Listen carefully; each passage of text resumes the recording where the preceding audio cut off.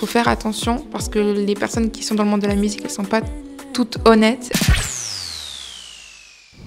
Hola, c'est NJ, interview pour 51 médias. Enfermé dans ta bulle, je te vois, mais pourquoi tu recules? À quoi cette vie va t'amener? Quoi que tu fasses, c'est que t'as besoin de lui. Y a des sentiments que c'est des... Alors, est-ce que tu pourrais te présenter ton nom d'artiste, ton style de musique, les langues utilisées dans les morceaux que tu as fait cette année? Oui, alors moi, du coup, c'est NJ. Je fais de la musique depuis fin 2021. Donc, ça fait depuis toute petite que je chante. Mais me lancer sérieusement, c'était en fin 2021. Donc, ça fait bientôt 3 ans. Je chante en français et en portugais. Donc j'ai un public portugais, un public français et un public franco-portugais. Et voilà. En 2023, tu as sorti un EP qui s'appelle Love to Love. L'amour est un sujet assez central dans ta musique. Est-ce que tu pourrais nous expliquer un petit peu pourquoi? Je trouve que c'est un sujet super important à aborder. On peut l'aborder de différentes façons. On peut parler de l'amour qu'il y a entre deux personnes, de l'amour qu'une personne porte pour Dieu, de l'amour d'une mère pour son enfant. Enfin, l'amour, ça peut traiter plein de choses.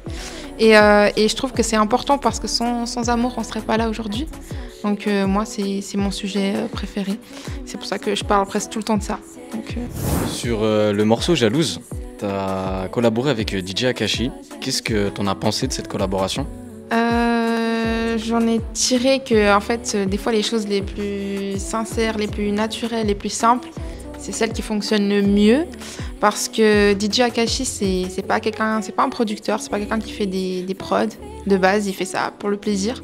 C'est vrai qu'une fois, il a fait une prod un peu kizomba, un peu dans les mêmes délires que la musique que je fais. Et il m'a envoyé vraiment pour le fun. Moi, j'ai bien aimé, j'ai posé dessus.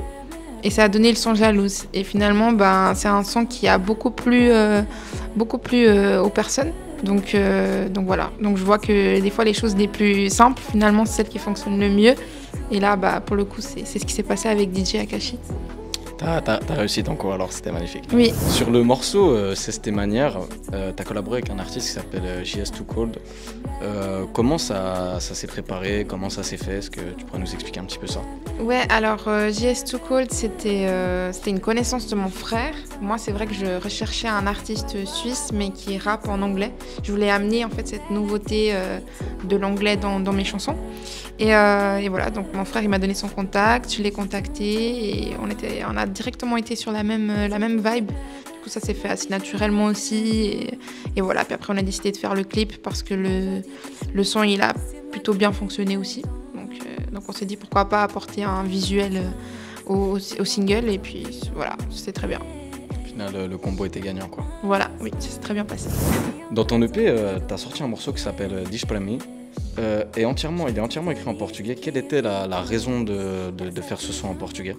Ouais, alors du coup, c'est parce que, comme je l'ai dit avant, je chante en français et en portugais, donc j'ai un public à la fois portugais et un public français. En fait, tout simplement, quand j'étais en train de composer mon EP, j'ai composé un son qui s'appelle Dis-le-moi, et il est entièrement en français. Et c'est vrai que sur le moment, je me suis dit, mais pourquoi pas faire exactement le même son, mais tout en portugais? Donc je me suis lancé le défi, je l'ai fait et voilà, c'est de là qu'est sorti Diz Pra Mim. Du coup, c'est exactement le même son que Dis-le-moi, sauf qu'il y en a un, il est tout en français, l'autre, il est tout en portugais. Voilà. Histoire de toucher un maximum ton public. Exactement, voilà. Tu as sorti un morceau qui s'appelle Laisser faire en 2022, que tu as repris dans ton EP. Tu l'as repris en version compa. Pourquoi tu as choisi de le remixer de cette manière? C'est vrai que Laisser faire, c'était sauf erreur, mon 3e single et il a un peu fait le buzz, je pense, à cause du refrain qui était pas mal répétitif et qui restait en tête. Et c'est vrai qu'à ce moment-là, j'avais pas encore fait du compas et je me suis dit pourquoi pas rajouter du compas et faire un remix. Je trouvais que les assonances, ça allait bien ensemble en fait. Et du coup, j'ai fait ça pour le fun. Vraiment, c'était pas censé sortir. Mais après, j'ai utilisé 2-3 fois le son dans des stories sur Insta. Et il y a beaucoup de gens qui m'ont écrit, qui ont kiffé. Donc, j'ai décidé de le mettre dans l'EP parce que voilà. Ouais, au final, c'était une belle surprise, quoi. Voilà, exactement, oui. Tu as sorti 2 clips jusqu'à présent. Tu sembles apporter une grande importance à l'esthétisme dans tes covers, dans tes clips. Est-ce que tu pourrais nous expliquer pourquoi vraiment tu es à cheval là-dessus? J'ai toujours aimé en fait la mode. J'apprécie beaucoup de regarder des belles choses, des beaux clips, voilà. Donc, et je suis très perfectionniste aussi. Donc je suis très à cheval sur l'esthétique et sur mon image. Et après, j'essaye toujours de m'inspirer en fait de chanteuses que j'aime beaucoup, comme par exemple Aya Nakamura ou Rihanna. Il y a aussi des chanteuses portugaises que j'apprécie, il y a Barbara Bandeira. Et voilà, je m'inspire un peu de leur style, mais sans trop m'inspirer non plus, parce que j'aimerais pas qu'on me colle une étiquette. J'aimerais quand même garder mon propre style. Et voilà, puis je m'inspire aussi beaucoup des voyages que je fais. Chaque fois que je voyage, je prends un peu de chaque culture, un peu de chaque paysage, et puis c'est comme ça que me viennent mes idées après dans tout ce qui est cover, clip, etc. Ouais, donc tu as besoin de garder ton originalité, on peut dire ça comme ça. Oui, je trouve que c'est super important pour pas qu'on nous colle une étiquette et puis que, voilà, tout simplement, qu'on ait notre propre image, exactement, ouais. Tu as plusieurs carrières professionnelles dans ta vie, t'es pas que chanteuse, t'es aussi enseignante, tu travailles aussi dans l'événementiel. Est-ce que tu aurais un conseil pour les artistes qui ont aussi des carrières à côté sur comment gérer différents emplois tout en restant concentré dans sa musique? C'est vrai que c'est pas facile. Je pense qu'il faut avant tout garder les pieds sur terre et se rendre compte qu'on ne peut pas être à 100% dans chaque activité. C'est impossible. Si on veut être à 100% quelque part, il faut se concentrer que sur une chose parce que humainement, c'est impossible. Mais il faut aussi surtout prendre du plaisir, aimer ce que tu fais, c'est important. Et aimer faire plein de choses en même temps aussi parce que c'est pas pour tout le monde. Ça dépend des personnes. Il n'y a pas tout le monde qui va apprécier faire plein de choses en même temps. Moi, par exemple, j'ai dû arrêter le côté événementiel parce que ça n'allait plus vraiment dans ma vie et ça faisait déjà trop. Mais le conseil vraiment que je pourrais donner aux personnes, c'est vraiment de prendre du temps pour soi et de se ressourcer. C'est important, même quand on a beaucoup de choses. C'est important de prendre du temps pour soi, car c'est ça qui va nous permettre après donner plus encore de nous-mêmes dans chaque activité. Et puis, moi, en tout cas, c'est ce que je fais et c'est ça qui fait que je tiens jusqu'à aujourd'hui. Je vois que tu fais aussi très attention à ton look, à ton esthétisme. Qu'est-ce que tu pourrais nous dire par rapport à ça? Je suis toujours entourée d'une équipe de personnes très professionnelles qui travaillent avec moi. Il y a toujours des maquilleuses, comme par exemple Glow by Jam. Et après, j'ai aussi mes danseurs qui sont toujours avec moi. Bianca et puis Zied, ils sont toujours avec moi. Des fois, je prends aussi des coiffeuses. Enfin, je fais vraiment très attention et ça me fait plaisir de faire travailler, de partager aussi ça avec plusieurs autres personnes très professionnelles comme moi. Donc, Et est-ce que par exemple, tu aurais une anecdote, quelque chose qui t'a vraiment marqué pour l'instant dans le début de ta carrière, quelque chose qui te vient à l'esprit là maintenant?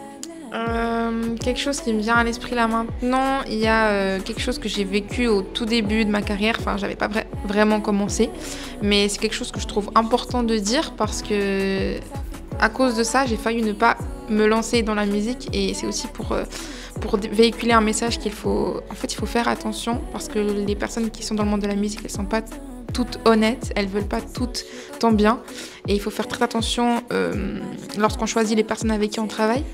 C'est vrai que moi, en fait, quand j'étais plus jeune et que je chantais déjà, il y avait un artiste suisse qui est pas mal connu qui m'avait contacté pour que je puisse faire un feat avec lui et poser ma voix. Donc on était allé au studio, tout s'est très bien passé. Sur le moment, on a kiffé, lui il a kiffé surtout.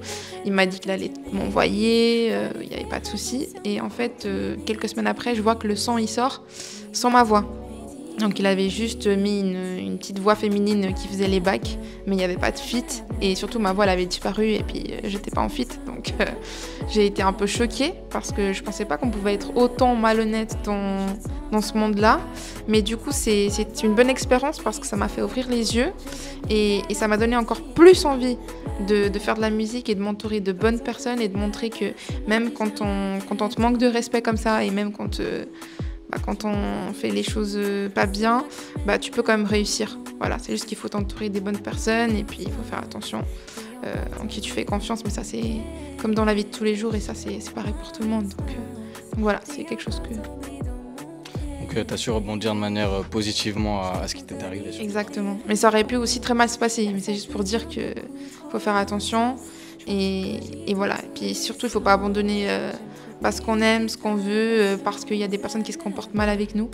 Et voilà, il faut toujours rester nous-mêmes et puis véhiculer le bien. Voilà, c'est ça. Ouais. Abonnez-vous à 51 Médias et aussi à mon Instagram NJ Officiel.